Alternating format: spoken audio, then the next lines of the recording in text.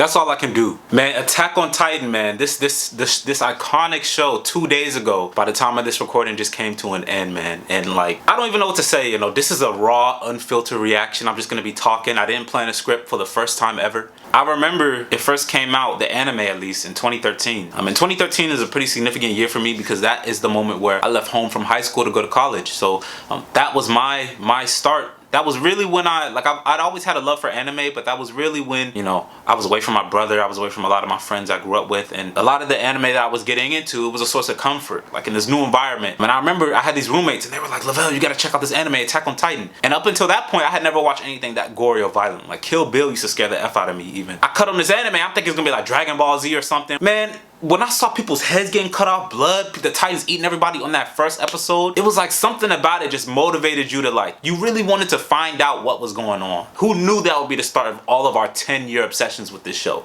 And I'm just glad like everything just culminated. Everything's been culminating to the season finale, man. So I want to talk about it a little bit. And it's just so bittersweet. I'm in disbelief that the show has actually ended, man. We've been through a lot, man. From the Colossal Titan and the Armored Titan showed up and were just these big enigmas to us, to the female Titan, learning that there were other Titan shifters, learning about how they work. Then we got to see what was in the basement and learned that the Titans weren't even the main enemy. It was the whole world. So first of all, man, I'm gonna need a lot of y'all to shut up forever because Reiner was the MVP of this whole thing. Reiner always gets a lot of flack, man, for being a pussy, for being a wimp, for being a half-ass piece of shit, as he says. Like, Reiner has been through a lot. And I think y'all gotta give my boy his respect. Like, without him, they would not have won this, bro. Like, Reiner has he traveled he's running whole lengths of a football field up Eren's backside, fighting who knows how many Titan shifters. He got banged up, bro. He was fighting everybody. When that big spine thing came out, he was holding it back, like, and I'm not trying to detract from what anybody else did, but Reiner was the true MVP. Like, Annie showed up late, she did her thing, but Reiner was like that force that held everything back. Like,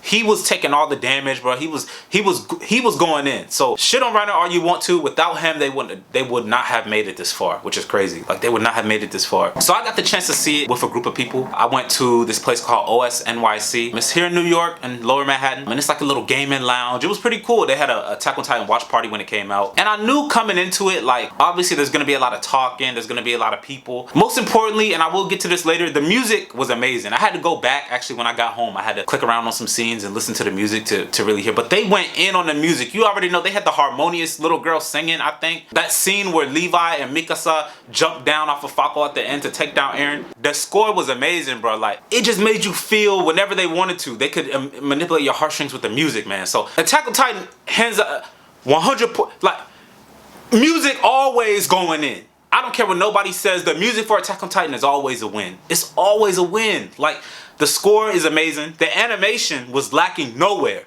They came correct with the animation. This was the most, I think, I mean, granted, it was a whole, like, what, 90-minute special? Action everywhere you look. Like, all the Titans looked amazing. The CGI did not look corny and fake. Everything was so cool. The lighting, like, I never forget that one scene, bro. And I think this is, like, maybe the most well-done scene in Attack on Titan, I think. When Bertolt throws Reiner, and they're all hanging on by a thread. Connie's bleeding from his forehead. Levi's coughing up blood. And John and Reiner are just holding hands. And it's like this golden light. And enemies all around them. And I just thought that was such a beautiful animated scene. Like, it made you really feel not only the camaraderie between these guys who were once enemies, but just like the hopelessness and despair of the situation. But then you also felt a little bit of hope with the golden light. And it was just like, chef's kiss, man. I don't even know if I'm doing it justice by talking about it. I might have to put some clips about it in this, but I don't know, man. They came correct with everything. The anime definitely did things justice. I think in the manga, with the rumbling and stuff like that, it wasn't really felt as much. Like, I think in the manga we saw a few panels of people running away from the Colossal Titans, but I do think just being able to see that in real time is a completely different story. Like, just being able to see, like, the Titans crushing on people and stepping on people, heat everywhere, steam everywhere, people's flesh getting melted off. Like, that really added a degree to the rumbling that didn't really come across in the manga, which understandably so. He can't really do as much through panels, but I think the anime just really intensified whatever feelings was there. Everything looked gorgeous and amazing. The colors and the browns and the reds. You really felt the doom and gloom, seeing people in different parts of the world just struggling to survive. Not even really surviving, trying to hold back the Titans' feet, jumping off into their doom into the water just to escape from this. I went to see it with a group of people, like I said, and before it started, this is what I couldn't believe. So this guy asked everybody, he says, how many people in the room think Eren is right? And I raised my hand and I looked around. Only 3 other people raised their hands. I was like, what the F? What the F? All of y'all would be, so all of y'all would be with Armin and John and Connie and Levi trying to stop this? You know, the Marleyans are seeing that a group of people from Paradise are teaming up. They're like, oh my god, that's scouts from Paradise. Then they're like, that's the Cart Titan, the Armor Titan. They're seeing they're seeing the Eldians work together. They're seeing different sides of the conflict work together. And then they still want to shoot on sight. They still want to shoot aliens on sight who took their armbands off. I'm like, regardless, all of y'all are gonna die. And y'all just want to shoot them still? To me, that right there showed that Eren was right, man. Like these stigmas and this hatred and the fear of Eldians and what they can become is so deep that it's just not gonna go away unless the people that believe in this go away. That's what I think. The cycle of hatred and violence is just gonna continue. I think this was like the most straight action we've ever gotten in Attack on Titan. Like, this is a show that we get action, action. Then sometimes we get episodes of all political shit. Like, I know people complain about one season, whatever season it was where they were dealing with the military police. People complained that season wasn't that action packed. But it's like, that's what Attack on Titan is, a whole different world. We have to get the bureaucracy. We have to get the politics and stuff like that. I think this episode balanced action scenes, because it was a lot of them, intense fights and everything. I think it balanced that with moments of like silence and stillness, with Armin getting tongued down and unable to do a thing. Like, that was like a nice little moment of like silence and emotion that gave us a break from all the action that we saw. It was amazing, bro. I'm surprised that nobody died. I mean, I'm glad they didn't have anybody that we care about die in this episode. Even though there were some close calls, like when John and Connie and Gabby turned into Titans, I really thought that would be it. When they had their arms around each other, I said, oh shit, this is it. Like, they're gonna get killed, they're gonna die. But we lost so many people already. Sasha, a lot of people in the scouts, that I think that the fear was there that anybody would die. Even though I read the manga, I was still like kind of afraid when I saw them fighting. Like when Levi got bit by the snake thing, I was like jumping out of my seat. I was like, oh shoot. They did a good job with that. I don't know, it was just something about the animation that just breathed new light into this. I'm not a total dick writer. There was some things about the finale that were just kind of unbelievable. It was hard for me to believe, like, with the limited thunder spirits they had and the limited equipment they have, the limited gas they have, that they're up against like every Jaw Titan, every Beast Titan. At the scene where they were hanging and the golden light and everything, I was like, you mean to tell me all these Titans are just standing still around them? Like, somebody crushed them. I don't know if that was Eren going easy on them or Ymir going easy on them, but it was just like, I wasn't buying those moments of stillness in the battle. Like, it was just a little bit too easy for them. Like, they were getting projectiles launched at them and Falco had just started flying. He's bobbing and weaving perfectly through the projectiles. I'm like, nah, man. It was just too unbelievable for me. Like, at least have him get stabbed or something. But this is gonna sound shitty to say, but this little ragtag team, I just felt like they should have had a harder time accomplishing what they had to, if that makes sense. Like the final battle with Eren, you mean to tell me Eren is just as big as a Colossal? He has the Founding Titan, he has the Warhammer Titan and the Attack Titan, and Armin just took him down. Like, Armin was able to hold him off that easily.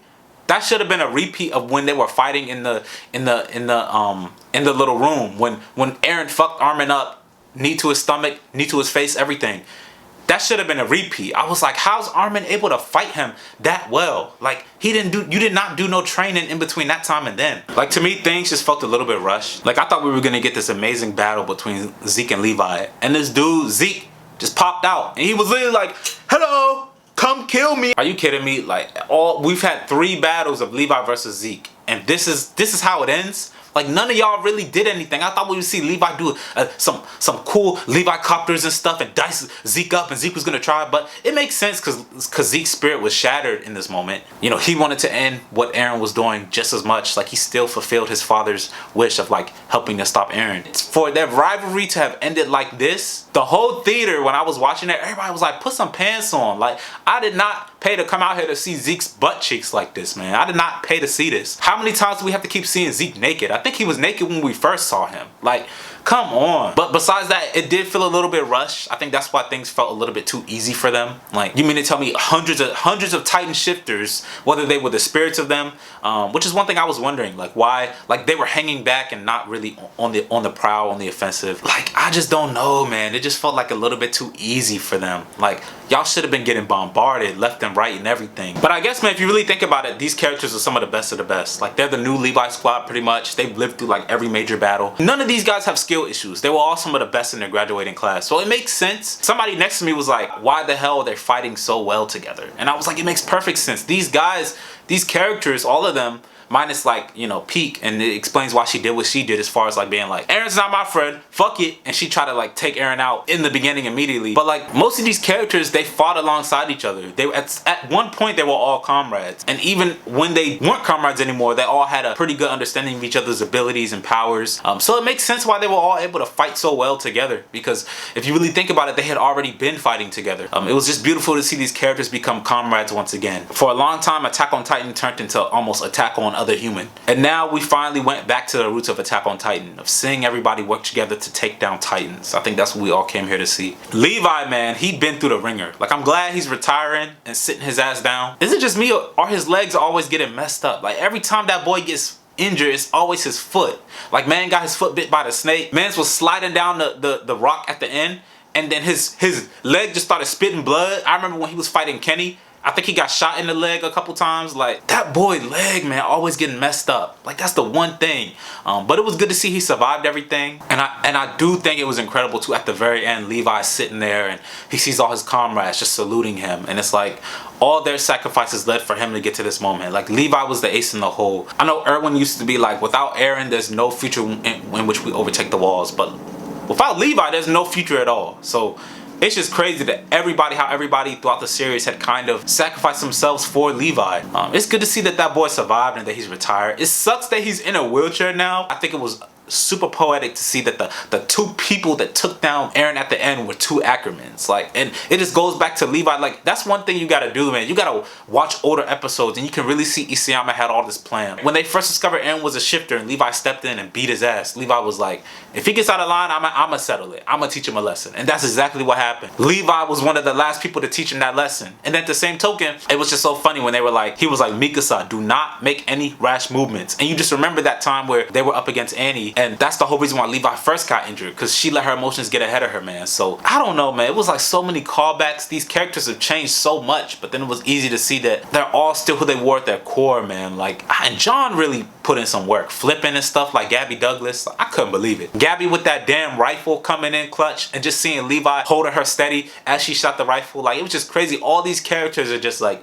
they know each other's capabilities, they know all about each other, and in that final moment they put bygones aside just to defeat Eren. It was just amazing. But yeah, I just feel like everything was rushed. The ending, and I know Isayama, I think he cried about the ending at some point. The one thing the show didn't really show us was like the outside world after what Eren did. Like, Eren really took out 80% of the population, but it's not really felt as much because we don't see the after effects of everything. I know we see him killing wildlife and killing crowds of people. We saw little babies and whatnot, like, which that scene was whole. I remember when I was in the theater, I said, not the baby, and somebody was like, yeah, now do you think he's right? And I'm like, yes, he's still right. Like, y'all gotta go, because that baby is gonna grow up to be a hateful ass nigga. It don't matter if that's a baby or not. Everybody outside the walls, in my opinion, had to go. The hatred, yes, people are gonna find something to fight about, even if everybody got exterminated. But that conflict is gonna look completely different than the Titan conflict. Or maybe it wouldn't, you know, maybe Titans would still be alive at the end of the day. So maybe another whole Titan war would have broke out, you never know. But I think he was right for what he was doing. Like, this conflict of the whole world against the people of Paradise, it was either the people of Paradise go or the whole world goes. And I think the ending showed us that the people of Paradise, like, the conflict still just kept going. Like, they really accomplished what they set out to do. It just took like 200 years later, like when they rebuilt themselves up to the people of Eldia, and then they just bombed the shit out of them anyway. They just nuked the shit out of them anyway. Even though there were no Titans, even though Titans weren't a threat anymore, they still remember how dangerous these people of this island could be. So I don't know, man. I think Eren should have been doing what he was doing. Like, I think he had the right idea. Seeing that big fucking spine come out, I was like, this thing really just showed up like last season. And it just felt too, like, it just felt unnecessary. Like, the spine was trying to climb away, and then what was it trying to do? Like, I thought it was connected to Eren. I don't know if Isayama got some kind of tentacle fetish, because we saw Armin get stabbed through the leg and tongued down by a freaking tongue. Now we see this big ass spine jiggly thing. I'm like, Isayama is giving tentacle porn, man. Like, what's going on, bro? But I don't know, that thing just kind of seemed like it came out of nowhere. The battle of Zeke and Levi seemed pretty rushed. Like, things just felt like it could have just been dragged on for longer. And I know that's crazy to say given the anime has been going on for 10 years, but everything just felt really, really unnecessarily unnecessarily short. Connie's mom, we didn't get to see how that ended. Yelena, she's still alive. Like, what the F is gonna happen with her? Who exactly did Mikasa fall in love with? How did Connie and John and Armin deal with this army that was growing on Eldia that was only getting stronger by the minute? It was just so much that was just unanswered, you know? What happened to that nigga that Sasha saved and stabbed through the foot in the very first season? Is he even still alive? So many questions that we have that are never going to be answered. Is my nigga on Yakapone going to be with a bad bitch? He deserves a bad bitch. I'm just saying. I think it was cool to see Eren. A lot of people felt like he lost his humanity, and I think it was pretty cool to see that he barely changed. Like, he was crying, talking about something. I don't want nobody else to love Mikasa. And it was just crazy. Like, we really saw why Eren was the way he was, because he saw this future, and he knew that he'd have to turn against his friends, and he didn't know if his friends would die, and he knew he'd be responsible for all this death and all this suffering, but he knew he had to do it. It was just like, it humanized Eren a lot. I don't know, man. Shouts out to Reiner, bro. I got newfound respect for him. Even after he saw his mom get turned into a titan, he didn't pussy out and give up like Connie, bro. He still kept fighting.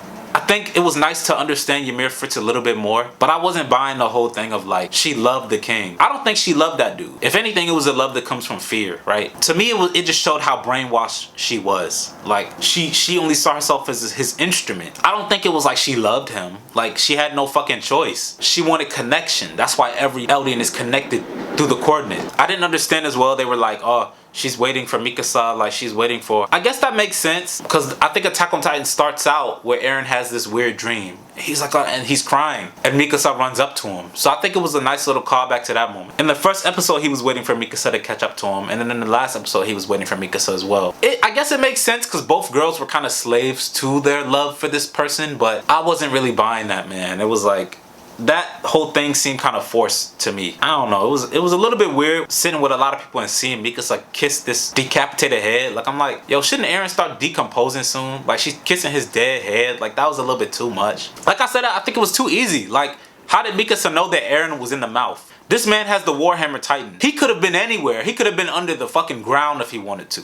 Why would he be sitting in the mouth just waiting to be killed like that? And how did Mikasa even know that? That's what got me. Like, things came a little bit too easy for them. Not to say that it wasn't a challenge and it wasn't hard. Their gears getting broken left and right. They're up against all these Titan shifters. It was just cool. I think it was just a nice little celebration of Attack on Titan. Like, we saw Grisha and we saw all these spirits of all these other Titan shifters come. Like, we saw the infamous backbreaker from Eren Kruger. The infamous backbreaker technique that he used on the ship. Bro, we saw Grisha coming back in to fight his big ass Titan. Bro, we saw... I know some people was confused when the Sheep Titan came and rammed somebody. I'm like, this is Cassava. Most people don't know that. But, or whatever his name is, Zeke's mentor. So I think it was cool that we saw a lot of callbacks to a lot of other characters. I know people were so excited to see Ymir. Not Ymir Fritz, but the other one. The Jaw Titan. I was really excited. She was one of my favorite characters. And I think she went out sad. She went out bad. Seeing Bertolt come back and seeing Armin and Bertolt have that dialogue. Or I guess it was kind of one-sided. But seeing Armin kind of apologize for like stealing everything from Bertolt. And Bertolt just standing there like... yeah, nigga, you killed me, but I'ma help you. Like, Bertolt didn't even have nothing to say. Bro, Armin pulling Eren's weave out, just getting decked in the face. Like, that last action sequence was some of the craziest. Like, I see where all the budget went, bro. I see where all the budget went. Seeing John, Gabby Douglas on that whole twirling and flipping. Peak, bro. Everybody was going crazy for Peak. When she kept biting herself and ejecting, I was like, oh my goodness, bro. The Cart Titan has more stamina than me in the bedroom. I'm just glad we got to see all these characters. The only one, Annie, you kind of let us down a little bit. You wasn't really doing too much. Like, you can harden. You were OP in the first season when nobody knew what the fuck they were dealing with. But the female Titan was like, what are you doing? You should have stayed on the boat. You didn't really do nothing. Reiner, bro, holding off that fucking freaky spine thing while getting jumped by hordes of Titans, while getting jumped by his old friends and family, that was nuts. And seeing the Titans, bro, we got to see that last episode how the Titans was running, bro. Bro, we saw a dog Titan, bro. And then when them Titans was running, and they jumped off of the cliff and they all posed, bro. I was like, oh my goodness, bro. It's bringing me back to season 1, like how the Titans used to be running all weird and shit. Nobody really is in the wrong. Like, I think whether you agree with Eren or not, whether you agree with the scouts or not, nobody's really in the wrong. I understand the conflict from both sides. Paradis, these guys aren't responsible for anything their ancestors did. But I understand why the world's so scared of that shit, because when the Titans were ruling the earth, nobody could stand up to them. But in this, and they did so many atrocities, so people are afraid that's gonna happen again. If Eren were allowed to crush the world flat, yes, it is unfortunate, but it's like he didn't start this problem, you know? He's just finishing what was brought to his land, what was started. Even Eren was unsure of what he was doing, and it just goes more to speak on that theme of how like Eren isn't special, you know? He's just somebody who, Grisha I really think is the one who's special. Eren isn't special. He just happened to be Grisha's son. Eren didn't do anything to earn this power. It was just Grisha really just handed it to him, and he had to fit into that role of the power that he was given. But I feel like the whole final season, Eren kind of moved with this confidence, and it just felt like he was always one step ahead of other people. He always knew what he was doing,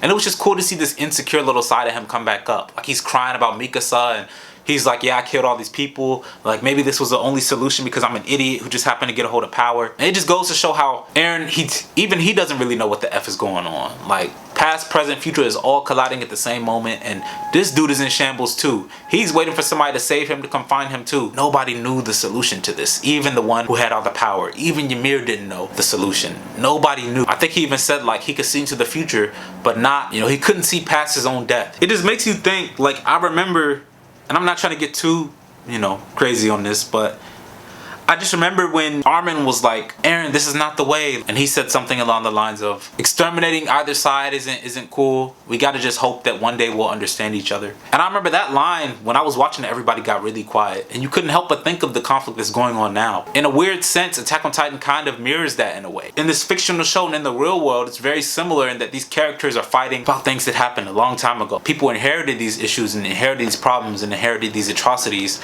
and they're just continuing it on. But as far as the people that actually started this, they're all dead and gone, right? Like how violence is just this cycle that just keeps on going on, and people aren't interested in understanding each other sometimes. Sometimes the fear of the other side continues this stuff. Sometimes the fear and not wanting to understand. Sometimes the biases and prejudices that are passed on. That's why I think was so significant about them showing this baby being saved, because it's like, you have to think about the people that saved the baby. They were all knocking on death's door, about to jump to their deaths or be crushed. Do you think they're gonna have anything good to say about Eren? You think they're gonna have anything nice to say about the people of Paradise?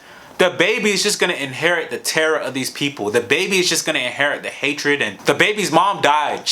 It showed her, I think, fall to her death. You think the baby is gonna have a good impression of Eren? Or do you think the baby is gonna grow up and he's gonna be like, yeah, this nigga needs to die. He killed my mama. Does that sound familiar? The cycles of hatred are just gonna continue. I guess the only way how to break them is if we do understand each other better. But also people are left alone. Like if people are just left alone, bruh, we don't have to, that's world peace right there. I still think Eren was in the right. I know Zeke or somebody was saying, even if Eldians were the only ones, that we would still find something to fight about. It's very true. Titan powers would still be in existence. People would definitely fight over who would have those Titan powers and everything. People would definitely find something to fight about, but it would be a completely different conflict than the one that's been going on for centuries, is my point. We don't have time for what ifs. The implications of Eren's actions, how many people he killed. 80% of the world's population is ridiculous. That's nuts. Like the planet would never be the same. Like how many years do you think it took them to, literally we saw Eldia get to like a futuristic society with lights and shit. So it's just like the rest of the world carried this grudge for 1,000 years. Nobody alive was involved in this conflict at all. They carried that grudge for 1,000 years, bro. 1,000 years these niggas was really plotting. When we get our people back, we attacking Eldia full force. Like that's crazy to think about. Like that's ridiculous to think about. But it just goes to show how these cycles of hatred and conflict just survive generation. When I first read the manga, right, and I saw how it ended with them getting bombed, with them bombing the living shit out of Eldia years later. First I was kind of upset, right? I was like, man, Eren, like they shouldn't have stopped Eren. Like see, everything was for nothing. They only got bombed anyway. But I think that is the point. I think after seeing it animated and thinking about everything that's going on now, I think that was the whole point. These cycles of violence are gonna continue no matter what. Even Zeke in season 2, when he was throwing the rocks at the people charging him, he even said like, even with your memories erased, you guys make the same foolish mistakes. These cycles of violence just repeat themselves, and they might not look the same, but they mirror each other. And I think that's what the show was trying to show right here, was that these cycles of violence and hatred just gonna keep keep continuing no matter what. That's just the nature of humanity, of life. When the spine thing came out, the spine was trying to survive. That nigga was trying to live. Like, it didn't care who it was hurting in the process. I'm gonna turn y'all into titans. I don't give a fuck. Like, it was just trying to survive. I was one of the people that really hated the ending when it first came out, but it makes sense to me. I'm not really that mad at it. The one thing I didn't like was that little boy walking with the dog, and he walks on the tree, and like, he sees this big hole and he walks into the tree, and everybody's like, oh my god, attack on dog, like, oh my god, it's gonna happen again.